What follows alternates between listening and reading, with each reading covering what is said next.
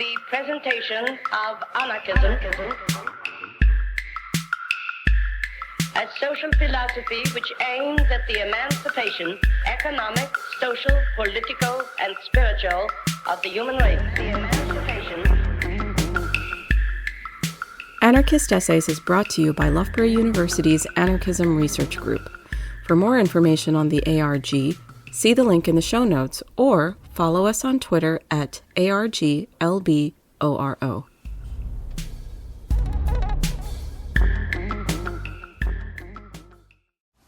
Adventures in Anarchist Autobiography by Sophie Scott-Brown.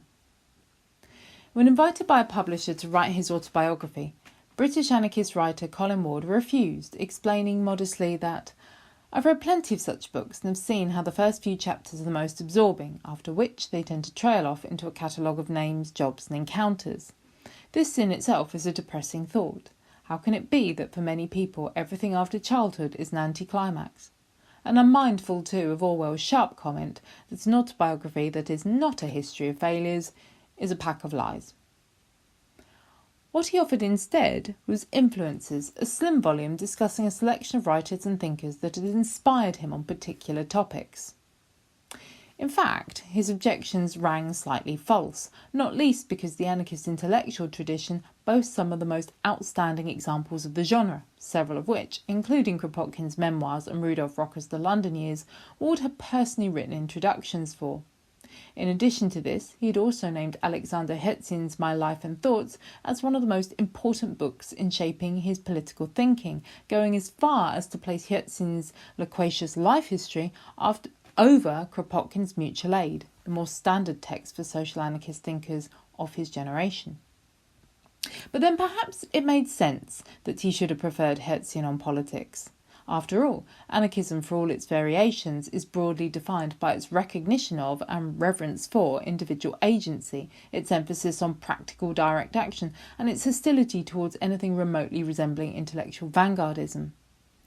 In many respects, this makes autobiography or biography appropriate intellectual vehicles for anarchism. As Monk, biographer of Wittgenstein, argued in his article Life Without Theory, a very Wittgensteinian defence of biography as intellectual history, biography works close to the ground. It tends to privilege situational logics, contingency, context and chance, over excessive abstract theory. It offers an account of humans as creative beings, but within constraints. It is then an ideal pedagogy for a post-utopian anarchist like Ward.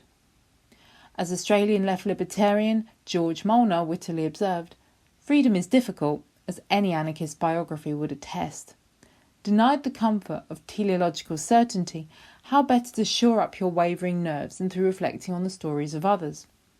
Moreover, Ward's own eventual effort, Influences, with its compilation of extracts, quotes and commentaries, was in its own way an interesting experiment in anarchical life writing, but more on that later.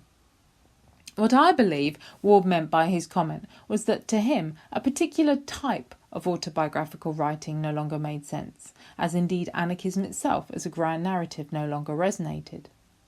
In this essay I offer a brief survey of anarchist autobiographical writing between the 19th and 20th centuries, and I suggest that while the writers were naturally responding to the conditions, circumstances and cultural mores of their place and times, it would be wrong to overdetermine the distinctions as a basic transition from a 19th century classical anarchism with its total revolutionary ambitions to a 20th century new anarchism contemplating its own failure and cultivating instead a pseudo-spiritual cult of the individual.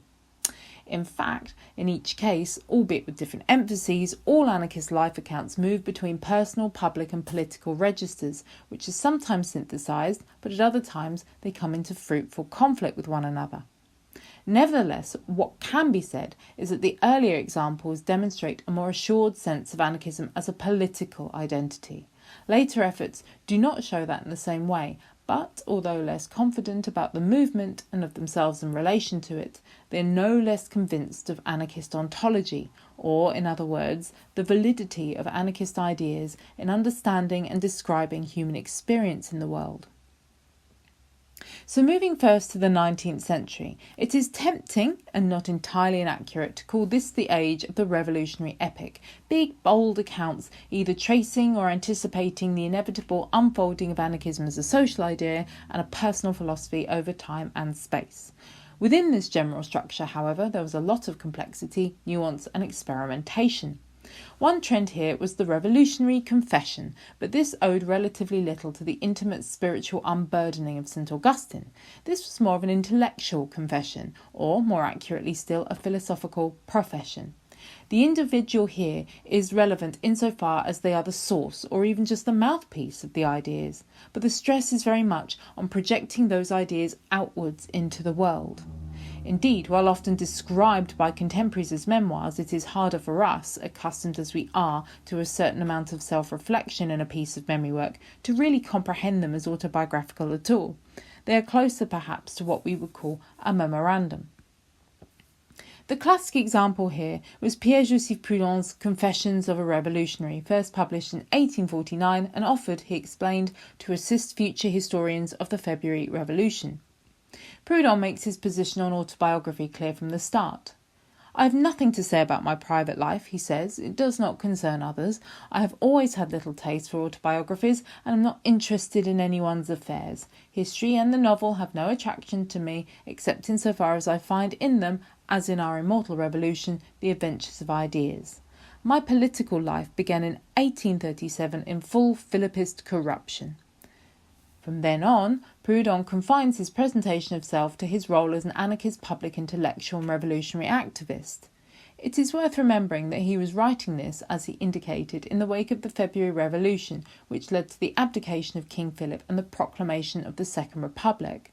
And this was also the time of the tremendous wave of revolutionary activity that swept across Europe. It was then his ethos or credibility as an anarchist advocate that he most needed to confirm publicly. Another example is Michel Bakunin's God and the State, which his editors, consequent editors, Carlos Cafiero and Alice Reclus, described as a fragment of a memoir. Here again, like Prudon, the work is devoted to setting out a thorough materialist account of anarchism, but also, and more importantly, defining the persona of the anarchist. So, for example, he says, "We recognise then the absolute authority of science. We declare all other authorities false, arbitrary and fatal, but we reject the infallibility and universality of the savant." In each case, "we" refers to an anarchist ideal type, and the significance here was to create a non-doctrinaire model of an anarchist persona in contradistinction to Marx and a Marxist.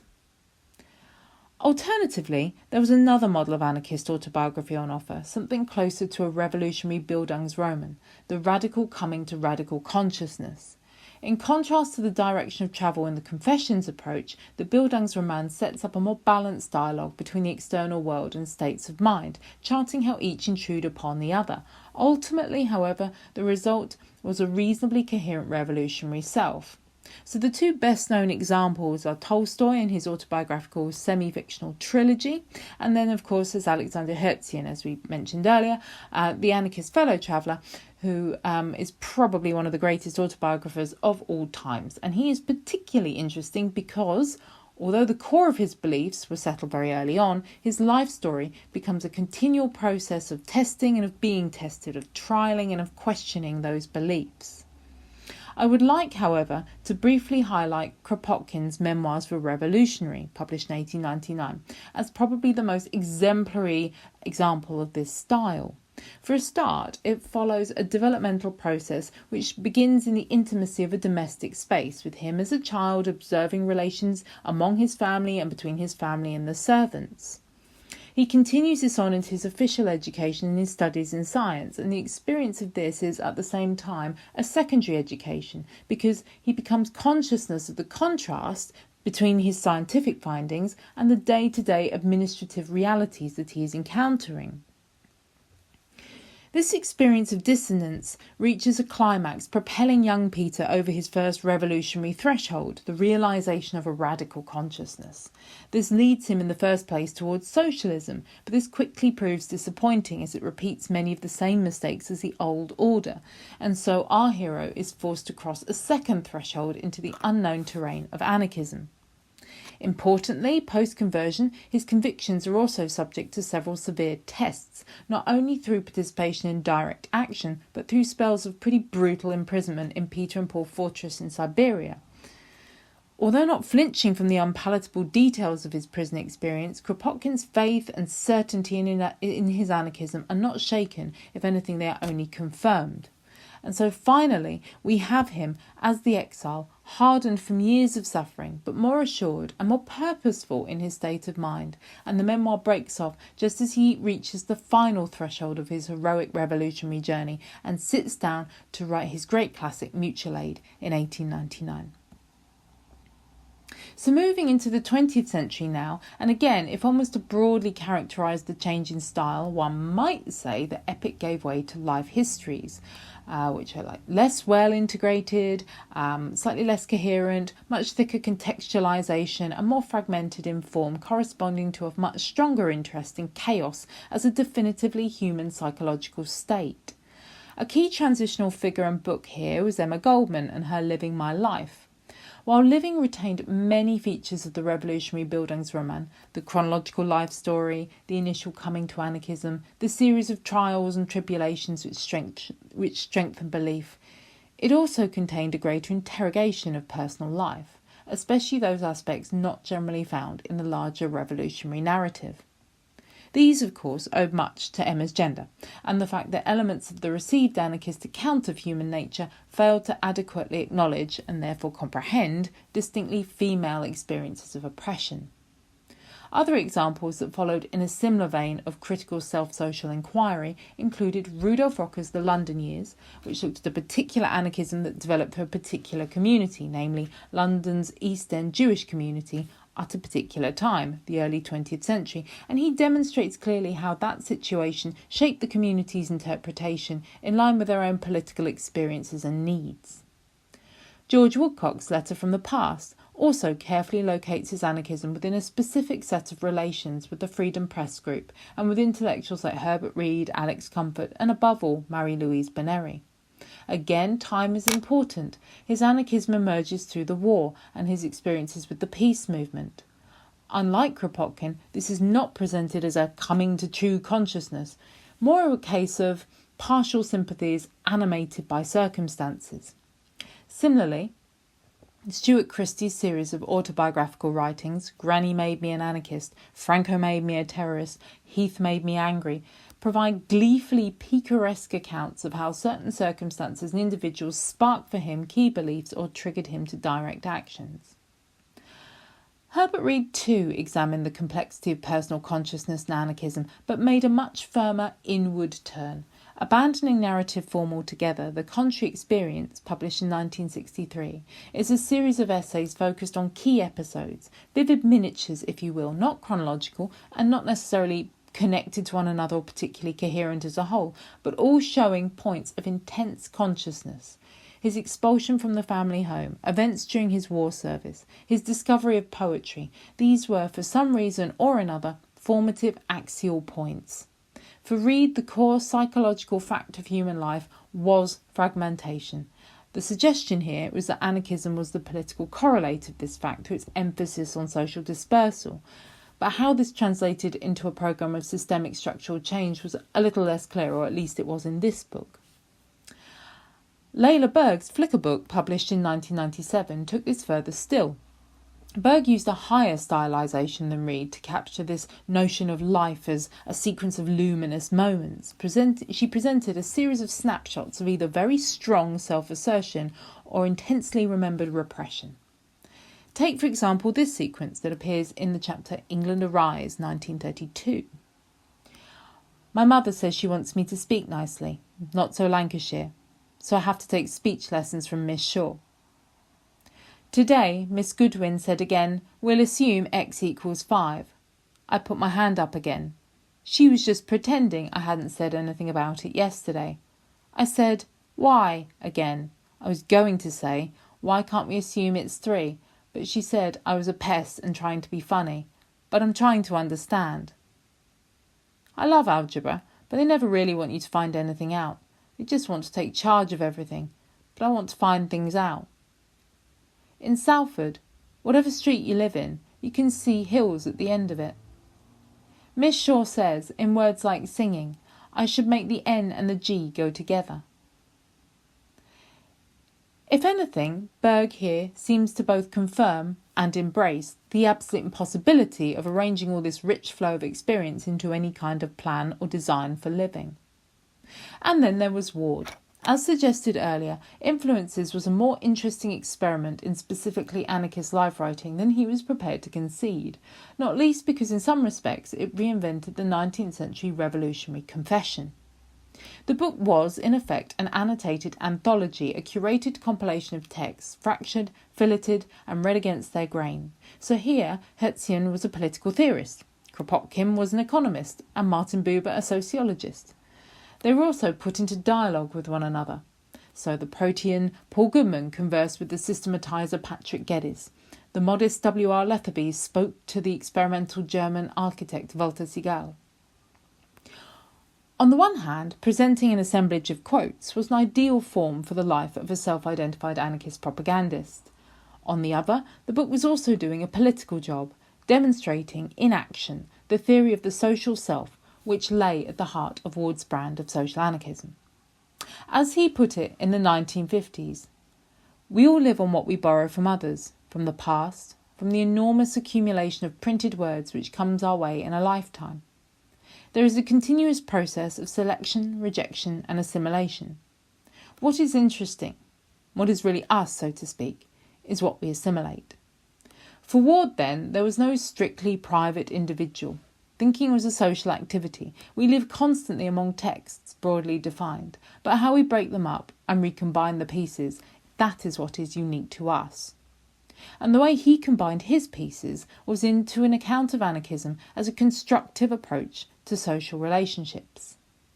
By being frank and open about the idiosyncrasy of his selections and his own handiwork in contriving them into a unity, Ward invoked a note of irony that allowed him to be both a private, fragmented individual and a coherent public anarchist.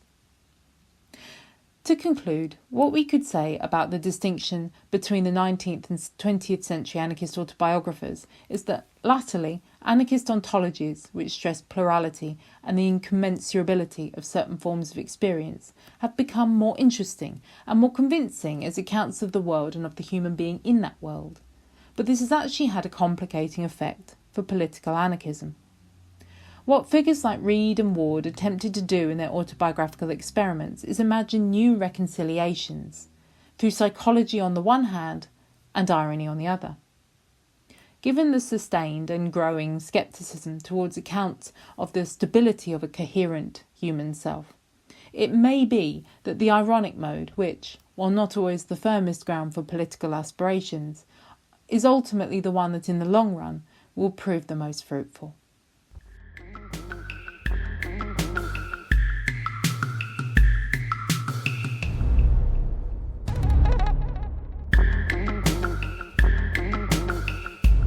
Thank you for listening. To help others find Anarchist Essays, please rate and review us wherever you find your podcasts. And if you're interested in anarchist ideas, why not check out the journal Anarchist Studies? For over 20 years, Anarchist Studies has been publishing original research on the history, theory, and practice of anarchism. For more information, visit www.lwbooks.co.uk/anarchist-studies.